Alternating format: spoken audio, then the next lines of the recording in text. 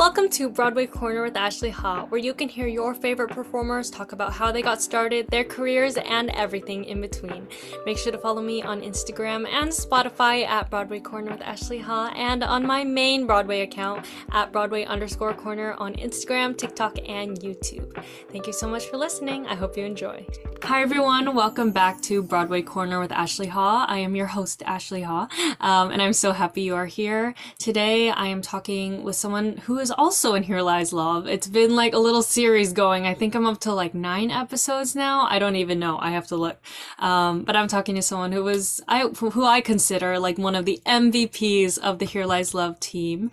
It is Angelo Soriano. Hi, Angelo. How are you? Hey, how's it going? Thanks so much for having me here. Yes, I'm so happy to have you here.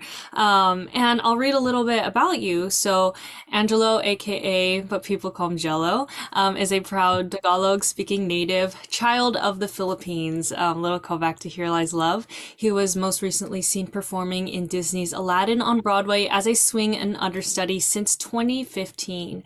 And he was honored in a New York Times Magazine feature called A Star is Made as a dedicated Broadway swing and understudy. You can also catch Mr. Angelo performing with Miss Rachel on the hit YouTube channel Songs for Littles, and he is also on the faculty at the Joffrey Ballet School. So, I mean, you've got a pretty stacked resume so far in your career, and you've done so much great work.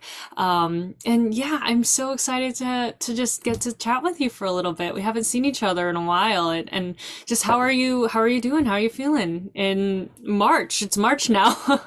It's now March. It's been about 4 months since we closed Here Lies Love on Broadway, and I took that time to actually go home to the Philippines, and so I had a really nice time just getting back in touch with the homeland. And after an amazing run, 7 months with the show, I think the only thing my heart wanted to complete that part of my journey was to really go home and go back to where I grew up, and I got to see where my dad and my mom grew up as well, went to their province. And so it's just allowed me to feel even more Filipino than one would have seen me in the production itself. But I'm doing well, and I'm feeling good, and I'm happy to be back in the New York side of life and all the things that it comes with. Yeah, New York is what a city. I mean, it really Oh, just yeah. it takes all of your energy from you, but it is so thrilling at the exact same time. But yeah, I mean, you were saying that you went back home, and so starting at the very beginning, like, can you talk about, your background, where you grew up, like how you discovered theater, like maybe where you went to school, and just what was your journey to kind of getting to where, you now were on Broadway? I was born in Quezon City, in Manila, and I actually grew up in a little town called Marikina, where I spent my childhood until I was around 9. And around 2 years of that growing up, I actually lived in Singapore, because my dad worked there, and so I got to sort of be a Singaporean for 2 years. But other than that, I grew up in the streets of Manila, and was always interested in entertainment things. But I remember that, the when I was 7 and my mom would have to bribe me to do karaoke because, there'd be a lot of karaoke parties in the house. And she, of course, wanted to show off her son. And you couldn't pay me enough money to sing back then. I was so shy. And cut to today, I'm on Broadway, and that's the cool part is I didn't know that I would take such a long and far path from where I was in Manila to the Mecca of musical theater here in New York City.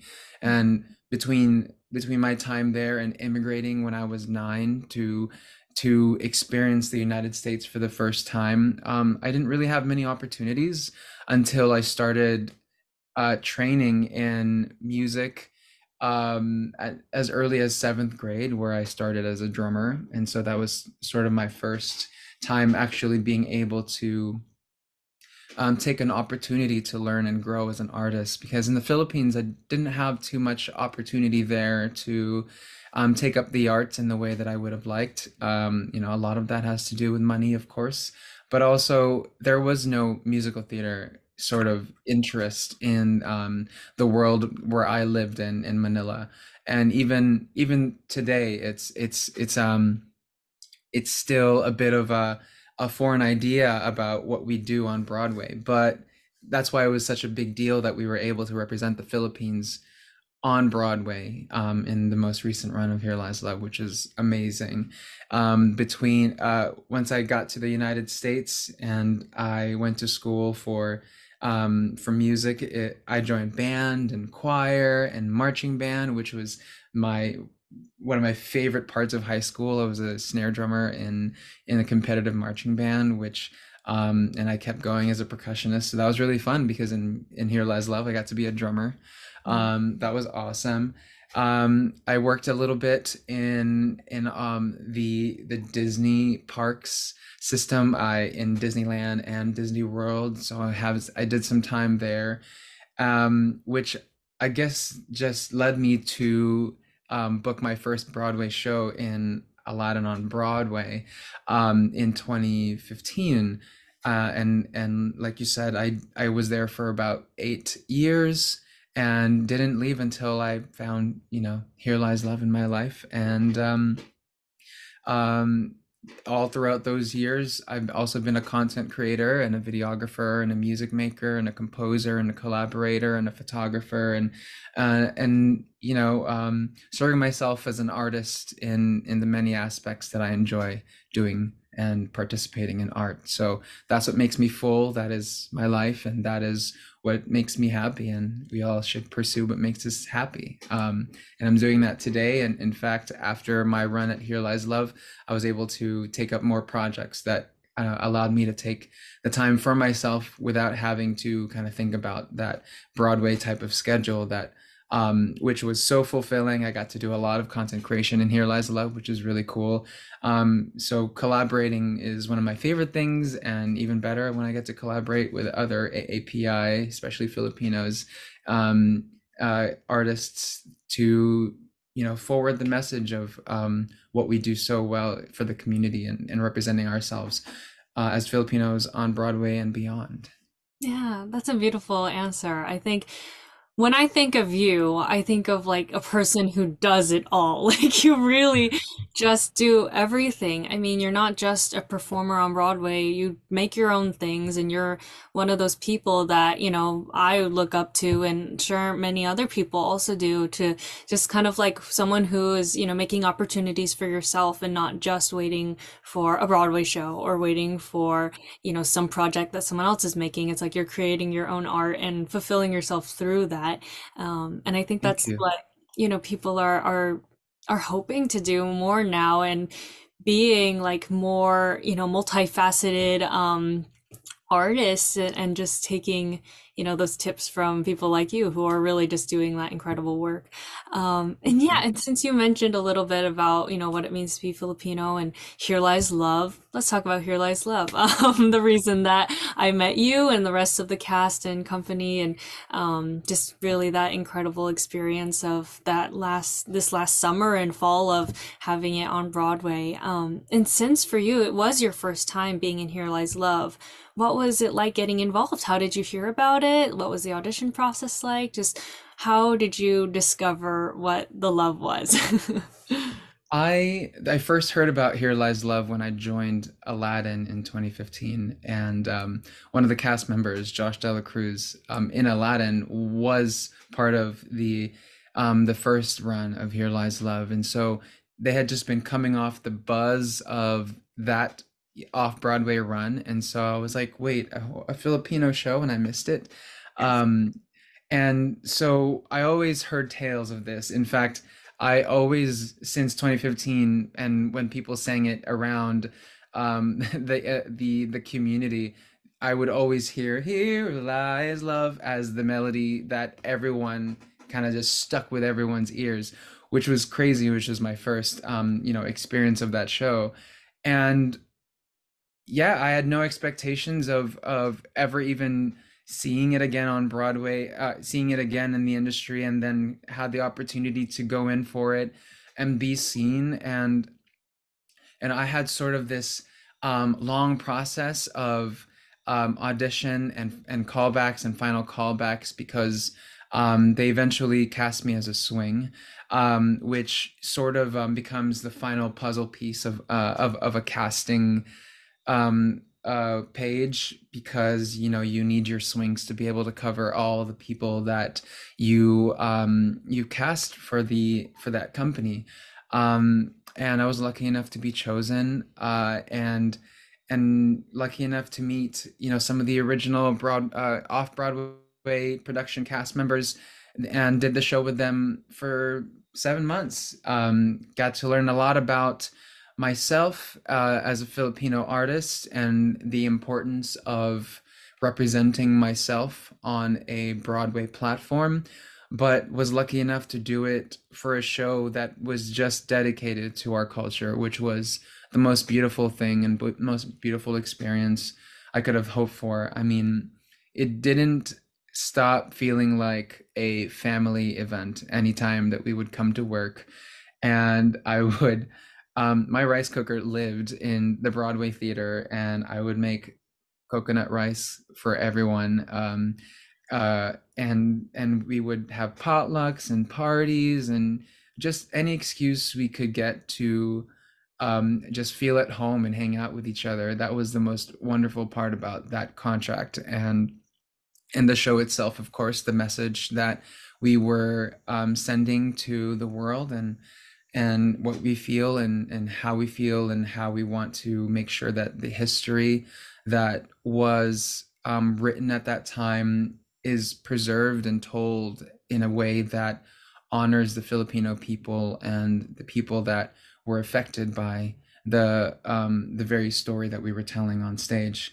Um, as much as I appreciate you for your compliment about being multifaceted, but as a Filipino artist, that's sort of something that I had no choice but to be, because there are some things in this industry that makes someone like me have a hard time in being cast for certain roles, being seen for certain things, or being seen as a certain artist in general. And I took up a lot of skills and outlets of creativity and art to sort of pave my own way in that regard. And sometimes taking that opportunity to make myself known and change the world and affect the world in the ways that I know that I can, besides being an artist, sharing song, dance, and acting on stage. How else could I, for example, in Here Lies Love, forward the Filipino spirit and share it with the world? And so I found myself in that contract really, um, in, in that show, really tapping into that. And it made me a much um, better, more whole person after it all. And I wouldn't trade it for anything. Yeah, yeah. No, it was just such a, like I said, such a special time on Broadway, and always hearing about the potlucks and the lechon and the rice and everything always backstage. It was like that doesn't happen very often for people of color, and getting to share that space on Broadway and getting to just use the Broadway theater as like kind of just a place of community. For sure. And I definitely understand what you're saying about, being a person of color and having to take up so many different things, because there's not always those opportunities for us, because maybe people don't see us quite the way we would want to be always. And so Hmm. having to take up content creation almost out of like necessity, because that is just how this industry is. It's rough for and it's so much better than it was, but we're still moving towards just getting better every single day and every year. And as long as we're making those strides like Here Lies Love did for Broadway, it's like we have trust that things will change eventually. So thank you Yeah. for saying that. That was amazing. Yeah. And do you have a favorite, just one moment in Here Lies Love that was like your favorite in the show? And it can be for any track, any time, any song, or not even a song, like, whatever you want. I just got a little bit of a chill when you asked that question because reliving it is one of the coolest memories I'll ever have. Um, is when I played the DJ. And before that role, I wouldn't have thought that there would be a purely Filipino role that I could step into and feel like I'm actually playing myself. The DJ in Here Lies Love was in charge of bridging the gap between the story, the message itself, and the audience and the participation that was required of them. The DJ took you on that ride and that the experience throughout the entire show. He opens the show after a pre-show like DJ set, and then just welcomes a crowd in the most high energy fashion. And that was really fun because being a Filipino hype man already myself, I'm just always excited to, get the party started and get the ball rolling and make sure that people have a good experience. That's already sort of in my nature. When I played the DJ, I was playing myself. I was hyping up the crowd. I was playing with musical toys. I was singing up there, dancing up there, and then at the very end, I would share the sweetest, most amazing song of the revolution written by David Byrne to the people in the audience, and was able to lead the part of the show that meant the liberation of the Filipino people. And there was nothing more special than the song God Draw Straight, which is my one favorite song of that show. Everything else was amazing, but that one we got to play live and we got to sing and like I said, play just to an audience listening to raw vocals and music and really share a special moment with my fellow Filipinos on stage and close off this 90-minute story, that piece of history that meant so much to us. And before this show, I didn't know what it was like to come to the end of a show exhausted from the emotional value of the material. You know, a Aladdin on Broadway was my Broadway debut and was the only show that I had ever done until this, that Aladdin was full of life and full of joy and full of celebration and full of brightness, and I never felt what it was like to kind of be in a more darker, morose sort of mood and at the end of a show. And I had never felt like or actually cried so much doing my job because of, like I said, the emotional, historical, cultural weight of our of that show itself. And it was beautiful to experience. It was beautiful to share with my fellow performers, and it was beautiful to share with the audience that something very real was happening up there every night. And I would do anything to relive it again.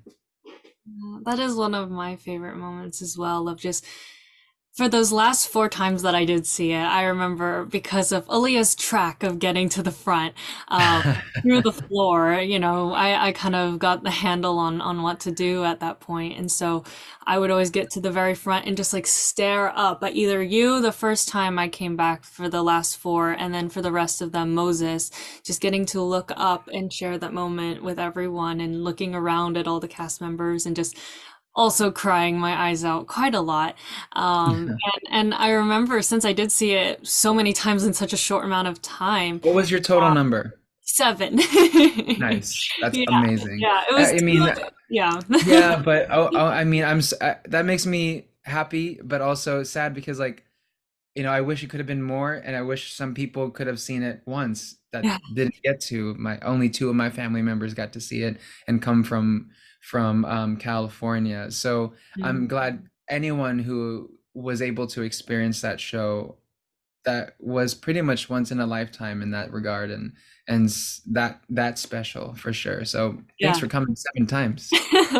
No, it was my pleasure. I mean, I loved it so much, and just every time I went back, it was like I was alive again and feeling the energy. And I remember after either the second or the third time of seeing it in a row, I was like, do I have any tears left? I was just asking myself that, like, is there any more? Because it's such an emotional journey.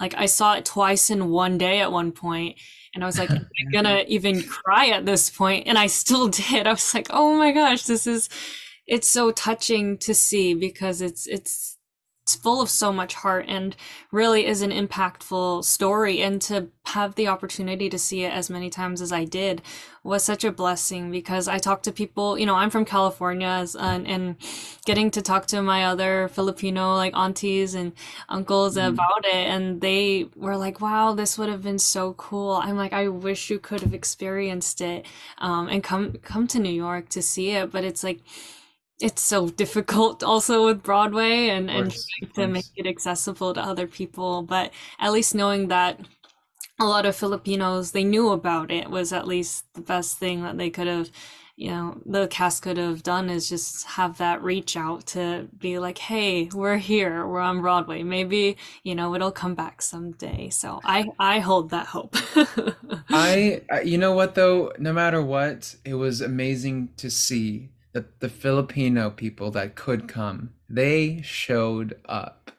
And of course, everybody else who's not Filipino, it was truly a blessing to have such amazing audiences every night because, part of it was like the draw of this very unique experience, and so no matter what, they were gonna have an amazing time. But seeing Filipinos Mhm. witness us wave the Filipino flag on a Broadway stage. There was nothing more magical than living vicariously through someone that could actually experience that for the first time. And of course, growing up, I wish I could have seen a Filipino flag on Broadway stage. Before Here Lies Love, there was nothing like that. And so that is something that happened, and we can't take that away. There was Filipiniana fashion on Broadway. There was Tagalog being spoken on Broadway. Like those are the most magical things about, having had that opportunity, and it happened, it's history, and it's amazing to have been a part of that.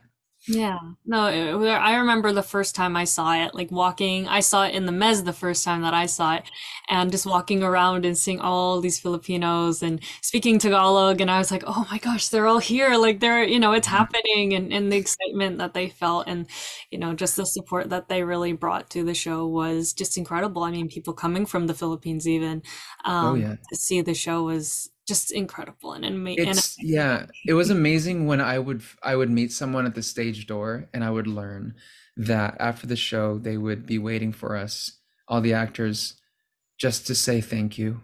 Mhm. And some of them literally were lolos and lolas and titas and titos that were part of the people power revolution, and would look at us in the eye and say thank you for telling the story. And I could cry now thinking about the fact that, even if we had only affected one person, it would have been enough, because, sharing that this piece of history is so important, and it's so important that we don't forget it, less it could happen again and repeat itself. And that was a big part of it, was literally, at the end of the show we would say, Imelda's son is now the president of the Philippines, and there he stands. I just want to say that the biggest thing that I wish could have happened or not happened, as was that that apparently this year was the first year that the People Power Revolution is not considered an official holiday in the Philippines. Mm. And it just goes to show how much people fight, an idea that disrupts the norm of an environment, especially in in what in where the Philippines found itself from recovering from those events. Hmm. Uh, it's it's so it's still, even though the show is closed, it's still our jobs, whether you were in the company or not, to join a message that promotes the freedom and the liberty that we fought so hard for against martial law to get to where we are today. And there's still more to be done, but um, I feel proud to have been part of that fight and still fighting on. Yeah. No, I think what you're saying about how it is just so relevant in this time today. The show Here Lies Love is like a decade old. I mean, technically even older since David Byrne started writing it, maybe 30 years. But just the fact that it is just as relevant now as it was then, and it'll continue to be just because of the story with democracy and showing that, there is power in the people. And just that in the Philippines, things are going a little bit backwards, maybe, from where we were when, Cory was president or anything like that. So it is just so fascinating to me and hard to think about the fact that, things like this happen all across the world. And Oh yeah. it's all it's a story that was way too relevant, I think, Mm. in a way of just watching this and being like, yeah, this is exactly what I'm experiencing right now. And in any way of in this government and that government, it is just all too relevant always. And so, yeah, what you said about just making sure we keep it alive to make sure that kind of stuff doesn't happen again and trying to keep spreading the message of just um the power through the show. So thank you so Yes, much. of Yeah. course. So Jello, as we all know, you were talking about it. You were a swing in Here Lies Love, which means that you had to cover a lot of tracks. Maybe you can clarify how many in a second, but you had to do a lot of things and you had no prior experience being in the show, unlike Carol and Renee, who had both done the show 10 years ago, coming back. But you and AJ, oh, actually, no, AJ was also part of it in London, Yes. Yeah. you are the one who is new to it. Okay. So let's talk about like how did you keep all your tracks organized? I mean, I know you were an expert swing from being in Aladdin, but just what was it like trying to do it in Here Lies Love with the whole staging differences and things like that? And just how did you just almost snap right into a track? Because I saw you in three different ones, maybe in 3 different days, and it was seamless. I mean, no one else, I'm sure no one would be able to tell that you were not on stage every night in that role, witnessing you perform. So just talk about your process, I guess, of being a swing. I covered a total of 6 tracks, five ensemble, male ensemble, and the DJ. Um, so that's 6 parts altogether. I only went on for 5 of them. So I didn't quite hit swingo. That's what we call it when we knock out all of our tracks and are able to perform it at least once in its full capacity. The only track that I missed was Nathan, Mm, but I touched his track through some of some of our shows. We It's closed now, so there was some shows that were very hard to pull off because there was some COVID scares that happened. yeah. um but so swinging is just this skill that I picked up when I was cast as a swing for the first time in Aladdin. And there I covered 12 tracks, actually. 14 if you're counting the understudies. So I understudied 2 of the principal roles, but I covered 12 male ensemble tracks. And so having done that, it wasn't as intimidating to learn a new show, though I didn't know much about it, and I wish I saw it off Broadway, and I never got to. So it was that was the most difficult part, and kind of trudging through something that was so blind to me. Um, but we had a lot of time to ourselves to really observe and soak in the information we were getting in the 2 month rehearsal process that we had, which was super cool because I got to watch the main cast, um, who did it every night, just unlock the potential of this show and all of its new glory of the upgrade from the off-Broadway production. And you should see my swing notes. I can't pull it up right now, but your traditional proscenium show, you have in Aladdin, I think we had five wings off to the side. So you just, my notes were so simple. I'd be like, okay, enter stage left one, which is the first wing, and exit stage right four. And so that was like super simple. It's just stage left and stage right. And downstage and upstage, and sometimes maybe you do an upstage crossover behind the psych, and like you had a traditional format going. I didn't know how to write 12 different exits and entrances from the pit, much less traffic areas that took us either up to the mezzanine level or down under the stage so we can make a crossover, or up in one of the four galleries that overlooked this basketball sized immersive stage. Yeah. Um, it was crazy. It was dangerous because so many parts were moving at the same time, but it was fascinating because there was nothing like it. Um, to the point where when I shared any of the TikToks that that captured the scenes backstage, which was actually um, the same areas that the very audience walks through to get to the show at the top of the evening. Um, there, there was nothing like that people had ever seen. There is there one of our best and most viewed TikTok slash IG reels was a specific traffic pattern that Gina, one of the actresses, had coming um, uh, from one corner of the stage to go all the way around and sprint during an entire song, during a phrase of a song, to change shoes and then go up to the mezzanine and make it just for the next scene. And everyone went crazy seeing that because they're like, oh, why would you make her do such a thing?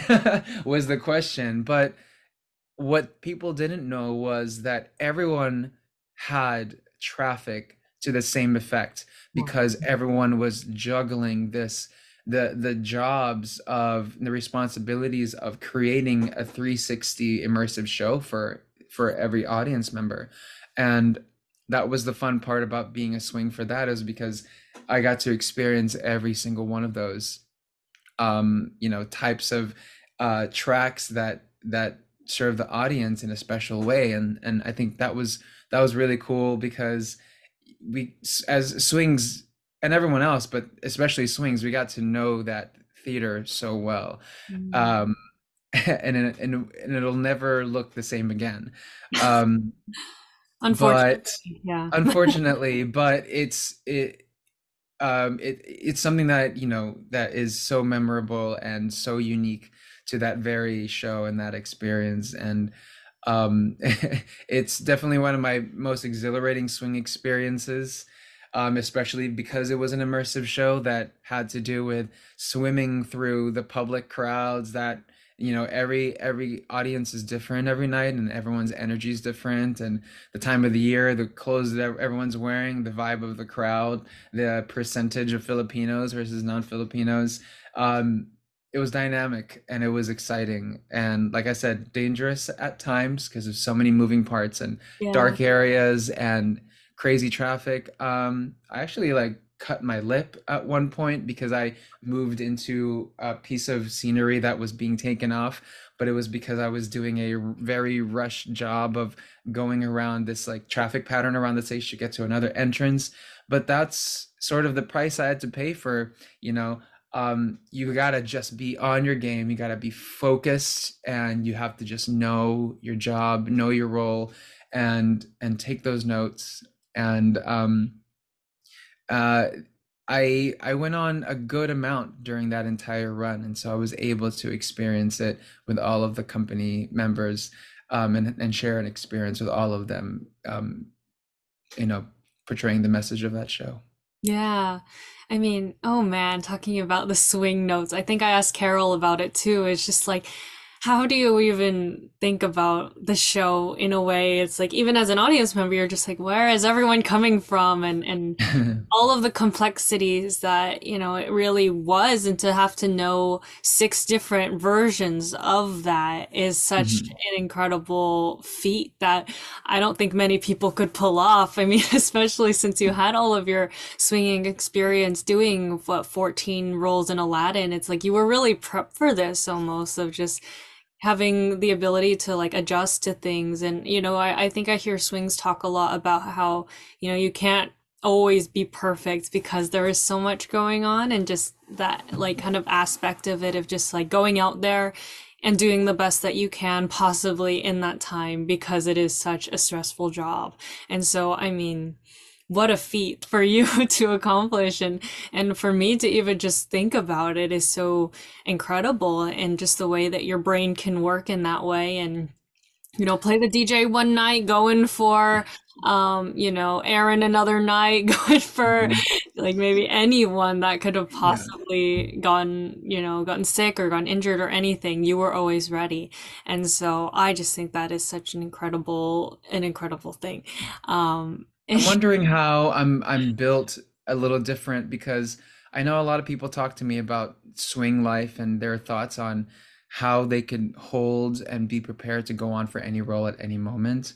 But something about me likes that adventure of, um, and there's types of two different types of performers in this type of topic is the performers that really love doing what they know every night, and like they wake up that morning and okay, I know what track I'm doing because I only have one track, Mhm. versus someone like me who gets excited at the thought of, oh my gosh, a new track, like how can I do this one differently this time, or kind of approach it a different way, but um I won't find out until 2 hours before that show. Like there is something exhilarating about that to me, because maybe I don't know, maybe it's because my brain gets bored quickly. I don't know, but it's swinging is not an easy job, but it's very fulfilling in a sense when you accomplish something as difficult, but as special and unique of an experience. Then there's there's nothing like that, and feeling like you pulled off something that is very hard. My favorite compliment is, wait, you were on tonight? As in, I didn't disturb the flow of that show that happens every night. And I really feel like I've done my job when people don't feel that there is any change. And that's what makes a good swing. Yes, and I mean, you are an incredible swing. I remember one thing that I do remember very vividly was on Aaliyah's 50th time seeing it. It was like my fifth or something. And you were out there, you were like recording her coming in with your nice camera and all that. And like afterward, I look at you and I'm like, Jello, aren't you on today too? Like, this was the Yeah, pre-show. I was on that night. So it was like, within 30 minutes, you were like recording videos and having fun and like hanging out for a second, and then going and changing and doing a whole show, right after that. Or I'm sure some swings maybe would be like, okay, if I'm on, I can't do anything else but just prepare. But for you, you were like, oh, I'm having a good time for right now. And then I'll just be on stage in 20 minutes. It'll be fine. I was like, oh my gosh. What a wild time. Just to Yeah. watch you, I was like, yeah, he's right there. Okay. Thank you so much. Yes, no, of course. I mean, it was such an incredible, amazing time to just watch you really shine at what you do best. And another question I have for you is, what is your favorite Filipino food? Because I have a lot of favorite ones. I mean, Filipino spaghetti, that's one I grew up with. Like I love Mm. sinigang and the pork belly and pancit and all these different dishes that I know and love. So what is your favorite, since you are actually from the Philippines and are very, good with your Filipino culture and the food and stuff. I'm sure you love it. You mentioned Filipino spaghetti. I've come to realize that Filipino spaghetti is so special to Filipinos because it's the sweetest spaghetti you'll ever have, and it's a spaghetti that I grew up with in all of my birthdays, where my mom would make them at home, and it would come with that sweet sauce. And of course, like the homemade versions usually have like cut up hot dogs. Yes. Um, and I found myself in a dilemma because I married an Italian woman from Jersey. And so she has a different, and her mom and her family have a different idea, a very different idea of what spaghetti means. And I try to convince her to like it like me, like got her some Jollibee and try to get her to enjoy it. It's not the same. It's absolutely not the same. I love it. That's what I grew up on. But it's definitely unique to the Filipino culture. Um, I would say my favorite one is my mom's Bicol Express. Mm, She is from a province called Bicol. That's where the Mayon volcano lives, and in all of its glory. If you ever get the chance to check it out, go to Legazpi City and yeah. check out the biggest, most perfect looking um, active volcano in the Philippines. You don't want to miss that. Gosh. Unless, unless you have megalophobia and you don't like to see things that large and grand. Um, but yeah, the Philippines can offer that to you. Yeah, I'm Um, looking at it right now. I don't know the name personally, but like I mean it looks similar to like other things I've seen before, but I mean it looks amazing. the Mayon volcano, yeah, check it out. That's where Bicol Express is from, Yeah, yeah. and it's this spicy coconut milk based stew that goes well with, your standard jasmine white rice. And the spicier, the better. And Bicolanos and Bicolanas have a thing about being able to really handle their spice. And so my mom introduced that to me, and I'm obsessed with that today. Anything spicy, really. But I also, for me, I like to cook myself, especially in the pandemic. I got to cook a lot. I mean, I'm sure a lot of us did, but Yeah. I got to really get in touch with my culture and learn a bunch of different Filipino dishes, including inventing some of my own that people have come to love. I used to bring, and it's kind of my go-to thing now. Filipinos have this dish, stew, broth, soup, sort of dish called sinigang, which is a sour tamarind-based soup. And I created my own version of a sinigang fried chicken. So Oh, a completely different experience, but people loved it, and it's kind of what I had been known to be by every time and anytime we had potlucks and at the Broadway theater, I would make them. I made it for our first potluck in the rehearsal space that we did it in during the first 2 months, um, and and I was like, Lea Salonga, you want to try my original recipe? And she liked it, and it was really cool. We haven't even talked about her yet. That was a really cool experience to just share a show and be in the same cast as the Lea Salonga. So shout out to her. That's shout amazing. out to Leia. Shout out to the Lea Salonga. But I'm such a snacker too, so I love all the Filipino snacks as well. So there's a bunch in my pantry as we speak. Yeah, that's no, that's how I am with all like my Asian snacks, my Chinese snacks. I'm like, that's all I have. There is nothing else in my room. Um, and what you said about the Filipino spaghetti, I'm just like how that's like I have a Tita Gigi who she's like my second mom, and I grew up with going to her house and having her sinigang or her Filipino spaghetti or her like barbecue chicken and all the stuff, and it always brings you back to like those memories memories of just being there, and eating food with community, and how it really brings everyone together. I mean, not even just for Filipinos, but for Asians in general. It's just like that is our thing. Is like, you eat food together, you take care of one another, and you just share in the joy that comes with that. I mean, Jollibee is chicken joy pretty much. So, Oh um, yeah. yeah, no, it's like it's one of my favorite things to ask people is just what is your favorite Filipino food? And I will have to try the sinigang fried chicken someday. That Okay. sounds so interesting. I'm like, one day, one I'll day. make sure you do. I'll make sure you do. Yeah. Next time you're in town, let me know. We'll Yeah, just and sinigang fried I chicken. remember when we first had got a Jollibee in Manhattan, and I Yeah. was there for opening day. Oh, you were. Oh my Oh, I God. was. That's Because great. Jollibee was in there dancing around, of course. Yeah, Um, if yeah. you if you guys don't know, Jollibee is the best dancing mascot you'll ever meet. If you ever get a chance to have Jollibee at your party or go to a party where this guy's dancing around, he has the best moves.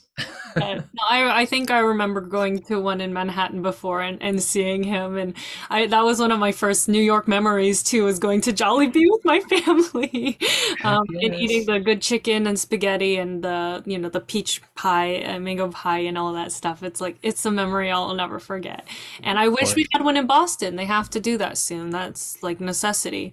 Um, Seems like. we got to write some letters. Yeah, and I'm like, I can't find Filipino food out here. I don't know what it is about Boston. Get it together, Boston. Boston, yes, definitely. And now I want to ask you a little bit about what it's like to create content because I think I have learned so much from you just from like watching your videos, the way you produce things and just the quality really of the content that you produce is so high. Um, and really just something that only I could really dream of at this point of making. I mean, I bought those little microphones because you were using them and stuff, and I started Yeah. using them for my podcast when I did one in person. And like Nice. I have, this little camera, like the microphone Yes, and the trying Osmo.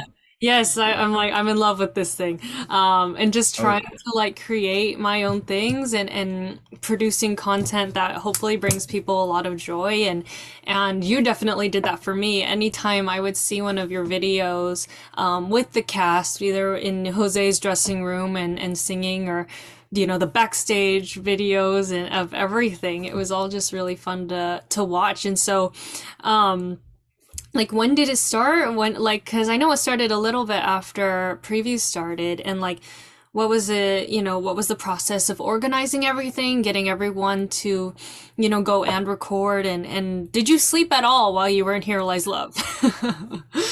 Luckily, as you know, being a swing, you're not on all the time, and so I use that time for myself wisely to create the content. And the cool thing about that show was, as long as I had a camera around, something was gonna happen that was worth capturing. A moment like Jay making jokes, or Nathan freestyle rapping, or the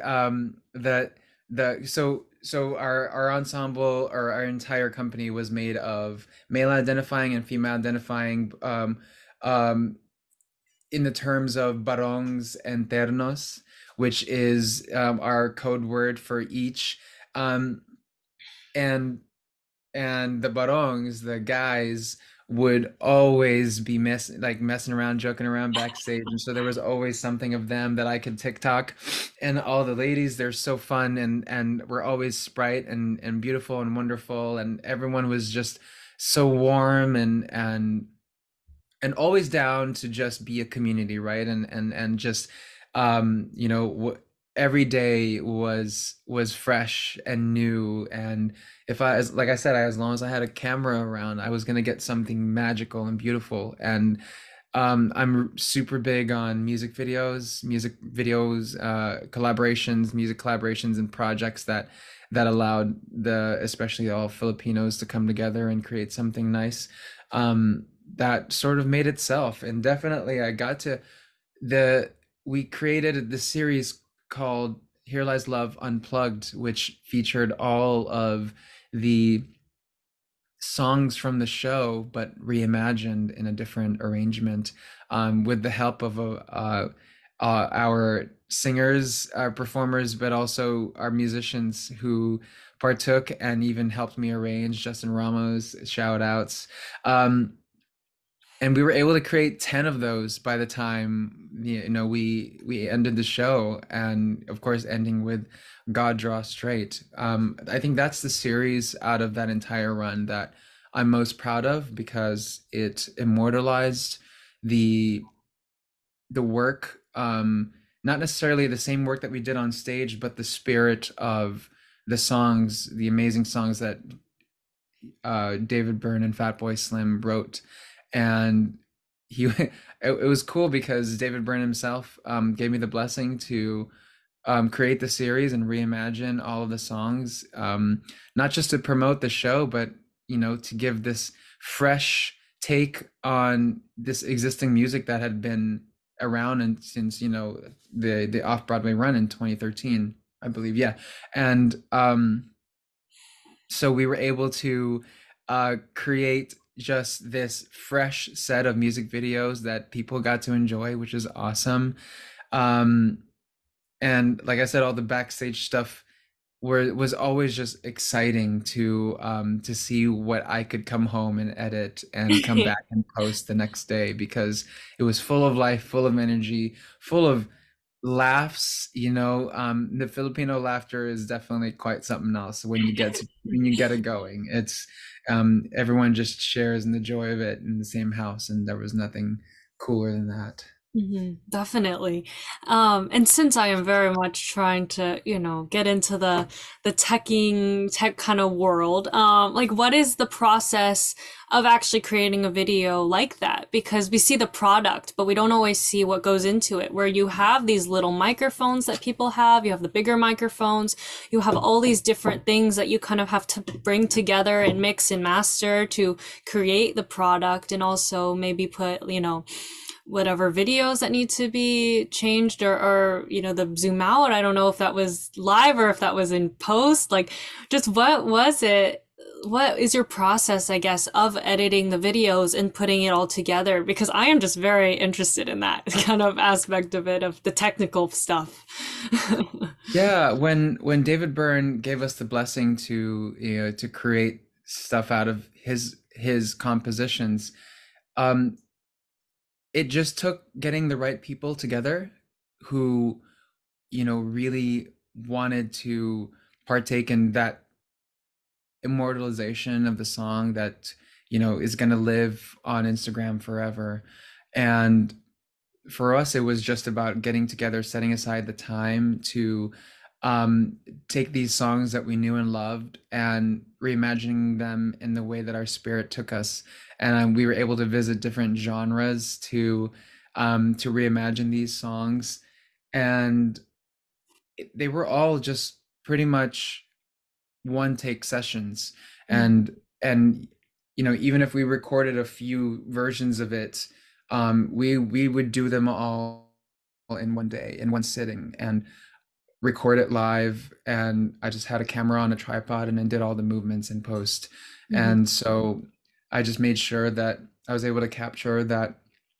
you know, um, Thankfully and wonderfully, Jose Lana was able to provide us his amazing star dressing room to create that series. And even he was telling me, like, hey, at least all of the things that he did to decorate that space in the way that it was, wasn't wasted, because it was beautiful, and it was a beautiful place to create those wonderful renditions that we were able to put out.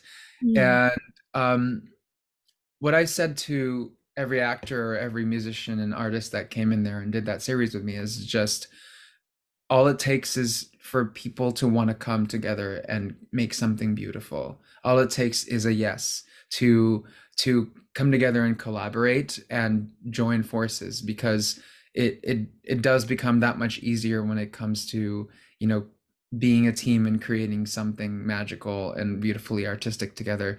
um and as Filipinos loving karaoke culture, etc., it was easy. We were just all right, let's sing this song and let's sing it in a jazzy way, or let's do it in a way that's like R&B and pop and rock and bossa nova and a cappella. And yeah, it was a fun journey to kind of re-explore the show and rediscover it in a way that no one had ever heard of before. And we came off the series, on a high and with a bang. So it was awesome. Yeah, definitely. They were like the highlights of my days when I would see them. I'd be like, "Oh my gosh, there's another one." And try to support it online and just listen to it over and over again pretty much. Because it was just such a special thing that you guys put out into the world and allowed people to experience the music in a different way, which I loved so much. And so Thanks. for you, like going on a different note, like what did it mean for you to be playing a Filipino character on stage? Like has that ever happened for you? Because I know there was like a couple people they had played Filipino before, but was this your first time playing your own ethnicity on stage? Absolutely. Uh, before Here Lies Love, I'd only been in Aladdin, and beautiful thing about that show is a very diverse show as well. So I got to play a version of that, but not an explicitly Filipino role that told a Filipino story. And having been in that company, I would remind myself every day of the responsibility that we had to tell the story and tell it right Mm-hmm. from the right viewpoint and with the right facts. And we had a 3 day dramaturgy session with the producers and our directors to create that show and to make sure that none of it was misinformation and things that contributed to the propaganda of that time. This our version of it was definitely an artistic retelling, but it was true to the events and true to the emotions that it came with. And so that responsibility never left. Every night we would do that show, we had a purpose. And that's why we were talking about it earlier. That's why we would get to the end of the show and we couldn't hold back our tears because it meant so much to us that we represent just the 20 something or so of us in that company represented an entire nation. Mm-hmm. And whether, some Filipinos agree with that message or not, it was still an important job for us as artists on a Broadway platform, um, even when people were protesting against the show. Mm-hmm. Our job remained the same, was to do what we do as performers, to share this experience to the people. And it it was our own people power revolution at the end of it. We made it ourselves, we made it our own, and it was in some ways bigger than that piece of history itself because we were creating it at that very moment, being Filipinos on Broadway, period. Mm-hmm. Yeah, definitely. That is beautiful. And just the ability to be yourself on a stage and, when you play the DJ, you are yourself and in any of the roles really, you were just being yourself on a stage. And for Asian people, that doesn't happen very often where we're playing other ethnicities and not always being true to exactly who we are. And that's just kind of what it's been like for a while, but I mean, for Lea Salonga to finally play a Filipino, for everyone else to Mhm. discover like their culture in a different way was so special. And the fact that it happened is almost like, oh my gosh, was that real? Like that was what an experience of people getting to just fully be themselves on a stage. And yes, it's acting, yes, it's performing, yes, it's you're putting on something in a way, but it's when you can be yourself fully and truly on a stage, I think that's when the truth shines through the very most. And so there was just so much you know, that was really so special. I think I So always, true. So yeah. true. Yeah, and lastly, last question. I think I just want to ask you, what is your advice to the Filipino and just Asian youth who are wanting to pursue performing because it is such a hard journey to get to where you were and last year and the years prior in Aladdin, and just what would your advice be for them? Because recently we had an event here at Boston Conservatory called Rooted in Unity, where three Filipino students sang God Draw Straight Oh for yeah. the show, for the cabaret. And so Yeah. it was cool that they at least had that message to share. And so, what is your message to people like them who are just really trying to promote the message of representation? Thank you. That's a great question. There's a long road ahead for us and in the battle of representation. There's still a lot to be done, but Here Lies Love opened some big doors for not just AAPI, but especially for Filipinos on Broadway or in the and adjacent industries. Um, but sometimes instead of fighting for the spotlight, I believe that we can create our own. Instead of fighting for the platform, I believe we can create our own. And that's the sort of focus that I have found myself in as a content creator, as a creative director of my own, as a collaborator who wants to be responsible for their own projects and responsible for paving their own way. I feel like that is something that we can also um, remind ourselves is that we also have an opportunity to create our own way of being seen, make our own noise and voice, um, be our own voice for paving that way. Even if it is a long road ahead of us as far as fighting for representation on Broadway and beyond, TV, film, music industry, anything. Um, I think that it's important to remember that it is also in your power to be able to manifest that in your own way. And to play to your own strengths. For me, it was content creation, videography, photography, music, and sometimes it just takes connecting with someone else with that same interest to really fulfill that dream. Hmm. That's beautiful. Thank you. Thank you so much for that. And to kind of wrap up, just do you have anything else that you would like to share with anyone who could be listening? I I would just say be grateful for the opportunities that are given to you because you never know how short-lived they may be. And as artists, we learn how to move on from our personal art and sort of leave that part of our lives to go on and create more. And I think that that's all we can do at the end of it. At the end of the day, is just to be ourselves and to go on life, fighting for what you believe in, and creating those opportunities when you can. And as a Filipino man, today I keep myself responsible for that. I keep myself accountable of those goals, and I hope that someone else can walk away, especially maybe after listening to this conversation, knowing that they can do it too. That's amazing. Thank you so much, Jello.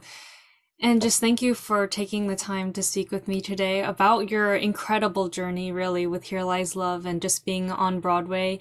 I know you were just such an inspiration to a lot of people, and you're doing such incredible work. And so just thank you so much. And thank you to everyone listening. Please make sure to go follow Jello on everything. I mean, I will link all of the socials later on, down below. So make sure you go and support him and just continue support BIPOC stories and make sure that, Here Lies Love maybe next time can continue on a little bit longer. So thank you so much, and we will see you next time. Thank you all for listening. Ashley, thank you so much for having me. I appreciate you and everything you do. Thank you so much. We will see you later. Bye. Yeah. You've been listening to Broadway Corner with Ashley Ha. Thank you so much for tuning in. I'll see you next time.